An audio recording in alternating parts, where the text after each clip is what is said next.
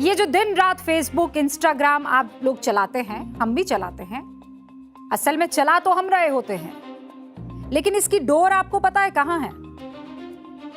इसकी डोर भारत से 12,500 किलोमीटर दूर अमेरिका के कैलिफोर्निया में है। एक कंपनी जिसका नाम है मेटा आज भारत सरकार के आईटी विभाग के मंत्री अश्विनी वैष्णव के सामने इसी मेटा के अधिकारी माफी मांगने के लिए पहुंचे। ये माफी मेटा ने, आपको पता है, अपनी हरकतों के लिए मांगी है। और हरकत क्या? मेटा के सीईओ मार्क जकरबर्ग ने भारत सरकार से अपनी माफी में कहा है कि वो सीसैम यानी child sexual abuse material, content, deep fake और तमाम गलतियों को मानता है। इस माफी के साथ जो बड़ी बात मेटा ने कबूल की है वो ये है कि एक तरह के कंटेंट को बूस्ट करने के लिए बड़ी मात्रा में पैसा लगाया गया। फिर दोहराऊं, एक तरह के कंटेंट को पुश करने के लिए पैसा लगाया गया।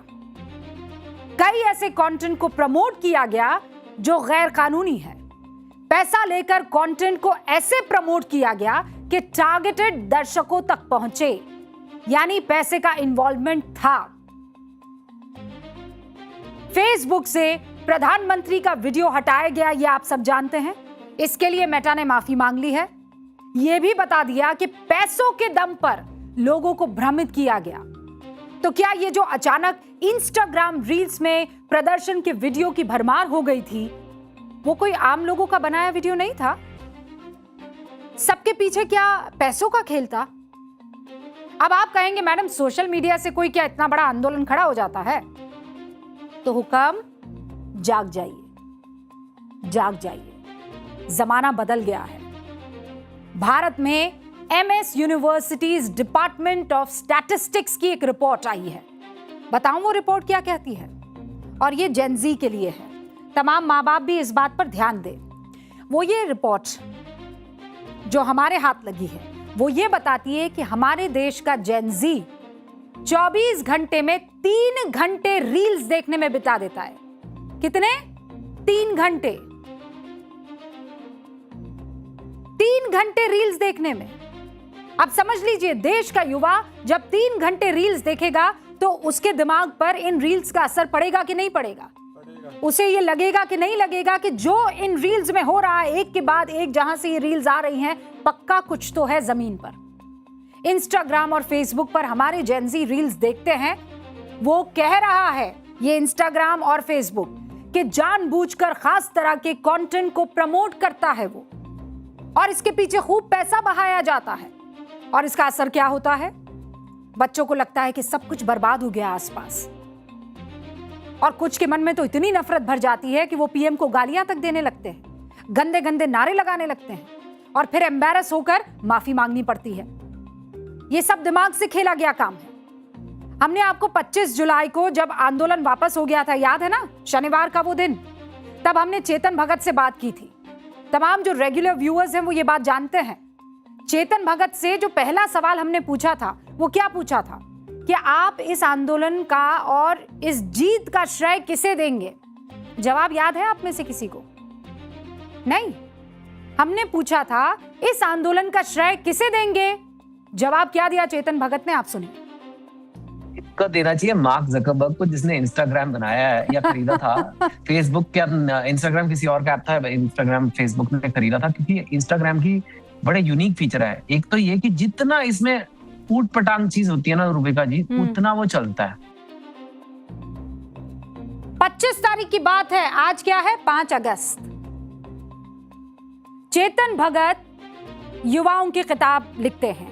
हालांकि बहुत से लोग कहते हैं कि अब ये युवा नहीं है, लेकिन युवाओं के ब्रेन को बहुत अच्छे से समझते, उनकी समझ को बहुत अच्छे से समझते। यही वजह है ना, उन्होंने कह दिया कि मार्क जकरबर्ग को आप इसका शुक्रिया अदा कीजिए। वो समझ गए आंदोलन के पीछे असर जो है पैदा करने में, जिसका सबसे बड़ा योगदान है वो मेटा की वर्चुअल दुनिया है, जहां 30 सेकंड की रील्स में आप आधा सच परोसिए और पूरा भ्रम फैला दीजिए। और हुक्म, जिस रील को हम छोटी बात कहकर टाल देने की गलती कर रहे हैं, उसका असर कई देशों की सरकार गिराकर मुआवजे के तौर पर देखा है। कई देशों की सरकार इसी content slash propaganda slash narrative की वजह से गिर गई है। नेपाल चलिए मेरे साथ। नेपाल में क्या हुआ था याद है आपको? राजनेताओं के खिलाफ एक ग्रुप ने नेपो किड्स कैंपेन शुरू किया था कि वो लोग लैविश लाइफ जी रहे हैं खूब। और देखिए ऐसा नहीं है, आम आदमी ये सवाल पूछ सकता है, ये बात सच है। लेकिन ये जो कैंपेन चला, इस कैंपेन के लिए जो रील्स बनाई गई, इंस्टाग्राम, टिकटॉक, हर तीसरे वीडियो में ये दिखने लगा। पूरे नेपाल में नेताओं के लैविश लाइफस्टाइल के खिलाफ इस रील ने माहौल बना दिया। ना किसी रैली की जरूरत पड़ी, ना पोस्टर, ना बैनर की जरूरत पड़ी, और हंगामा। नतीजा, सरकार ने सोशल मीडिया पर बैन लगाया। नतीजा, नेपाल में जेनजी सड़कों पर आ गई। सोशल मीडिया पोस्ट देखकर पहले से गुस्से में भरे बच्चे सरकारी कार्यालयों में आग लगाने पहुंच गए। नेपाल का पूरा सिस्टम कोलैप्स हो गया। अब एक रिसर्च आपको बताती हूं, और आज बहुत सारी रिसर्च आपके सामने आएगी ताकि आप समझ सके कि ये जो आपको रील्स दिखती है ना आपके अलग अलग सोशल मीडिया प्लेटफॉर्म पर, इसके पीछे का सच क्या है। एमनेस्टी इंटरनेशनल की 17 फरवरी 2025 को एक रिपोर्ट जारी हुई। इस रिपोर्ट का हेडर है Meta's new content policies risk fuelling more mass violence and genocide. ये तो अंग्रेजी था, अब हिंदी समझा देती हूं। मेटा की नई कंटेंट पॉलिसी से बड़े पैमाने पर हिंसा और नरसंहार को बढ़ावा मिलने का खतरा है, ये रिपोर्ट का शीर्षक है। इस रिपोर्ट में क्या कहा गया? ये कहा गया कि मेटा के एल्गोरिदम ऐसे खतरनाक कंटेंट को ज्यादा बढ़ावा देते हैं जिससे नफरत फैलाने वाली बातें, गलत जानकारी और नस्लीय हिंसा भड़काने वाला कंटेंट शामिल हो, नेगेटिविटी पहुंचे। और ये सब सिर्फ इसलिए किया जाता है ताकि यूजर, जब आप एक कोई चीज नेगेटिव देखते हैं तो आपका दिमाग उससे कहीं ना कहीं एकदम फौरन अटैच हो जाता है, कनेक्ट हो जाता है। आप बार बार उसके बारे में सोचने लगते हैं, और अगर आपने उसे कुछ सेकंड ज्यादा देख लिया तो फिर आपके रील में वैसा ही कंटेंट आने लगता है, और जितना आप उसे देखेंगे उतना इस कंपनी का फायदा और मुनाफा। एमनेस्टी इंटरनेशनल की एक और रिपोर्ट बांग्लादेश को लेकर, हेडर क्या है देख लीजिए आप। Bangladesh Metas content moderation delays risk fuelling real world violence, यानी बांग्लादेश मेटा की कंटेंट मॉडरेशन में देरी से असल दुनिया में हिंसा भड़कने का खतरा। इसमें क्या कहा गया इस रिपोर्ट में, जानना चाहते हैं? इसमें कहा गया है बांग्लादेश की हिंसा के वक्त ऑनलाइन में खतरनाक कंटेंट की बढ़ोतरी देखी गई। इसमें कुछ कंटेंट बांग्लादेश के बाहर से भी फैलाया जा रहा था, यानी बांग्लादेश में तख्ता पलट का रिश्ता भी इसी ऑनलाइन खेल की तरफ इशारा कर रहा है। ये तो सिर्फ एक रिपोर्ट है। The London school of economics and political science ने भी मेटा के खेल पर एक रिपोर्ट जारी की है। अब तक कितनी रिपोर्ट आपको मैंने बता दी है? 3 रिपोर्ट। 23 जनवरी 2025 को एक और रिपोर्ट आई। इसका हेडर क्या है? The myth of Meta's free speech places democracy at risk. अब यहां बहुत महत्वपूर्ण चीज है, डेमोक्रेसी इस दुनिया की सबसे बड़ी डेमोक्रेसी कौन सी है? Bharat. Metas free speech places democracy at risk, इसी रिपोर्ट में बताया गया है। फेसबुक पर सिर्फ 10 इन्फ्लुएंशियल अकाउंट का पोस्ट होता है और जलवायु परिवर्तन वाले कंटेंट का 69% इंटरैक्शन बन जाता है। कितना है? आंकड़ा क्या दिया मैंने आपको? 10 इन्फ्लुएंशियल अकाउंट क्लाइमेट चेंज पर अगर कुछ कह दे तो लगभग 70% इंटरैक्शन बन जाएगा सोसाइटी में।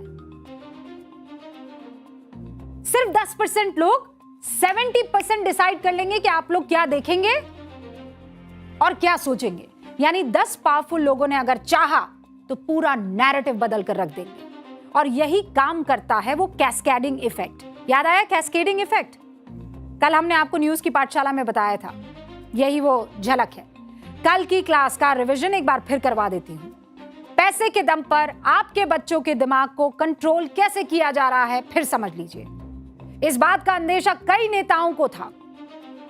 कांग्रेस के इमरान मसूद यहां आए थे टाइम्स नाउ नव भारत के स्टूडियो और इनफैक्ट न्यूज़ रूम में तब उनसे हमने पूछा था कि वो अनशन किया था वांगचुक जी ने, तो उनके खिलाफ बोला। फिर उनसे कहा कि अरे आंदोलन बड़े लेवल पर हो रहा था, तो उन्होंने पता है क्या कहा, मैंने अपने बच्चों को आंदोलन में जाने से मना कर दिया। ये खुद उन्होंने कहा है, सुन लीजिए आप। अभी मेरे बच्चों ने इतनी जिद की हाँ। कि पापा हम जा रहे हैं आंदोलन में। मैंने कहा घर से मत निकल जाना। पूछा क्यों क्यों क्यों कहाँ जा रहे हो क्यों? तुम आंदोलन में? घर से मत निकल। क्योंकि वो जो मेरी बेटी थी वो उसके बावजूद भी जाकर पूरी फिल्म बना कर आई है अपनी।